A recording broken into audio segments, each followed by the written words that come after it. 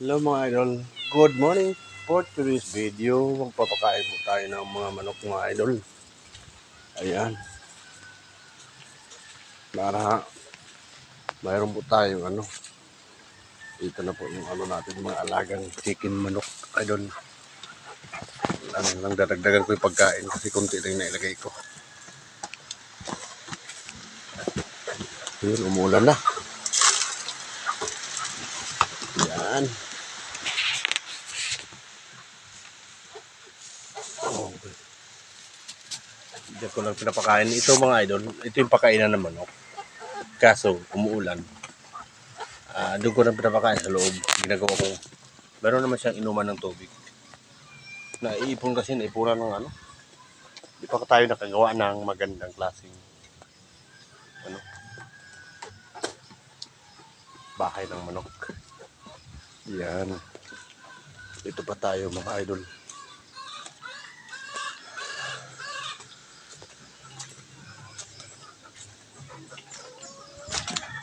Ang natin manok.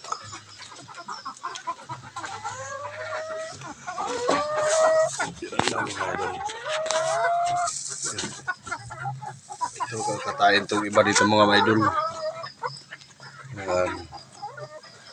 Dito na yung pusa, gugulo. Kakatayin to sa birthday ko. Sa pizza di 16.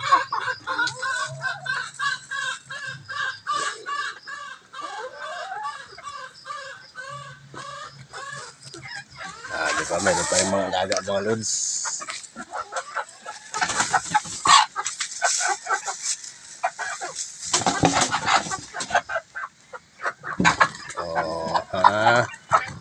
Ang dami yan, no? 4 yan.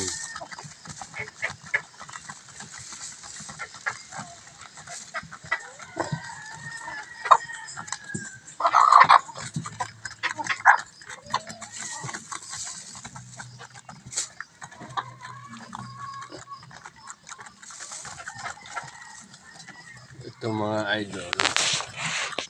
Yan. Yo! Opo. Yan, nagreklamo si Mrs. Lagyan ko rin ng tubig. Linalagyan ko naman yan ng tubig mga idol. Tapos ito mga idol. Ganyan lang yan magpapaano. Yan, wala kasi si Mrs. Wala mag-video. Kaya gawan ko na ng paraan mga idol. O, di ba? Kasi bago lang kasi ito eh. Busy rin kasi ako. Di ko pa nagawa ng pakainan mga idol. Kaya ginaganyan ko na lang doon sa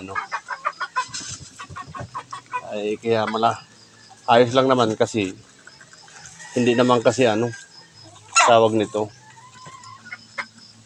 Kahit basa yung apaka niya, mga crack corn naman yung pinapakain ko. Kaya crack corn kasi malulusaw kasi yung yung isa.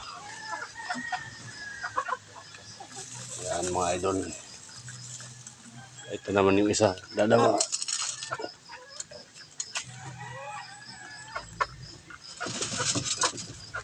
Okay na mga idol.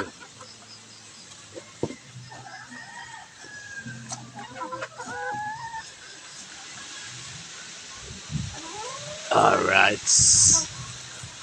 O, diba? Yan dito mga idol. Bitin yung mga bitin sila Bitin sila. Lagdagan natin. Lalaki ng mga idol. Lalaki na yan. Nakatayin sa birthday kunwari ko.